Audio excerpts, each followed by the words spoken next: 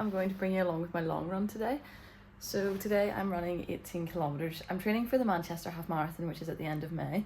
I've been doing the world's longest training plan because I don't really have a good excuse why actually. I just had my runner subscription and I had nothing else to train for, so I've been doing a 20-week half marathon training plan, which is much longer than I normally do. It just means that my mileage is a lot higher than normal at this stage. Obviously I'm still a good wee while out and I'm doing 18 kilometers, but I don't mind that.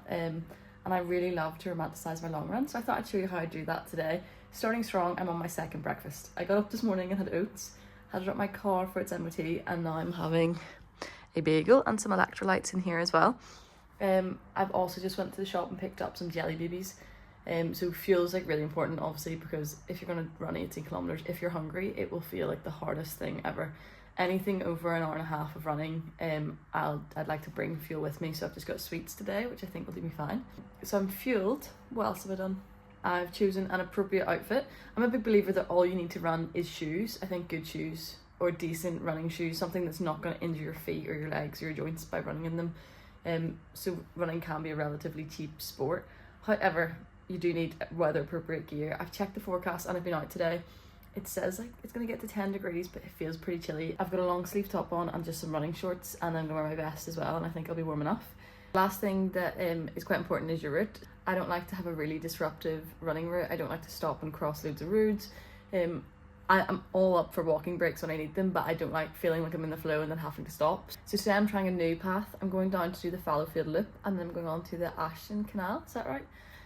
I'll take you with me anyways. I'm going to get the tram out to Chorlton to start that run, and then it'll essentially be like running home back into Manchester City Centre. So yeah, I'm quite excited to try a new route just because that's always fun. I'm going to eat this and then I'm going to take you with me on my run.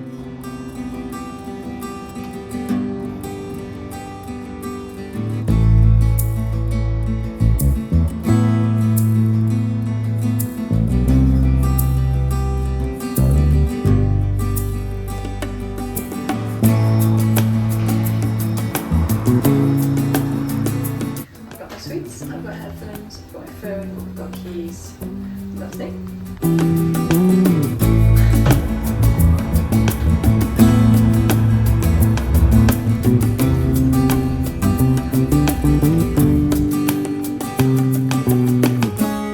So I've made it onto the Fallowfield Loop line. I've 10 kilometers on here and then 8 kilometers along the canal. The tram was really easy. I got it from Exchange Square to Chorlton. I actually saw my friend in the tram, he's doing the marathon next week, so we were just talking all about that the whole time. It was really nice. So yeah, very excited for him. So yeah, I just need to remember today's an easy pace. I always get so excited and set up too quickly, but it's such a nice day turning into.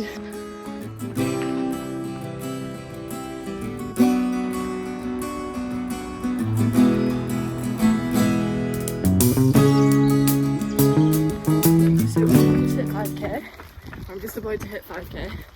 At just below 6 minutes per kilometre pace. Review of the loop line so far. There we go. Review of the loop line so far.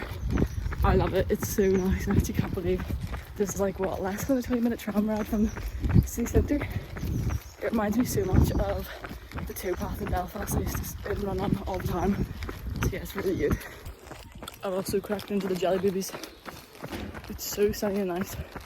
I'm really hoping I don't get too warm.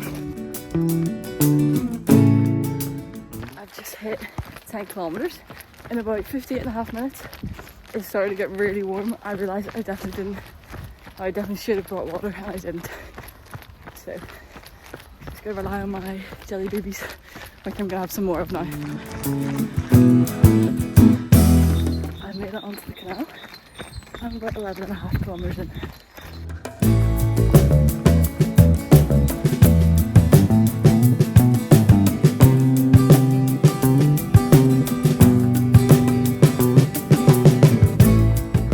Made it to the Co-op Arena and the Etihad's over there. However, I'm just doing my maths and I've realised that I've calculated this all wrong and I need to be home by 2, and this route was much longer. As lovely as it's been, it was much longer than I anticipated, so I think I might have to make this a 20 kilometre run instead of 18. But we'll see.